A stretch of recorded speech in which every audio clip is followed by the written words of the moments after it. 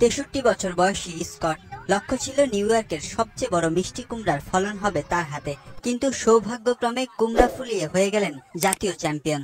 তার ক্ষেত্রে ফলেছে ১,১৫৮ কেজির মিষ্টি কুমড়া। নিউ ইয়র্ক রাজ্যে এর আগের রেকর্ডটি ছিল ১,১৪১ কেজির। কৃষক স্কট জানান, বৃহৎ এই কুমড়া ফলাতে প্রয়োজনীয় সবকিছুই ব্যবহার করেছেন তিনি।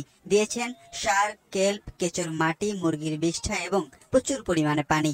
দৈত্যাকার এই সবজি ফলাতে রাত জেগে পাহারাও দিতে হয়েছে তাকে, কারণ রাতে এইসব ফসল নষ্ট করতে মরিয়া থাকে র্যাকুনের মতো একাধিক প্রাণী।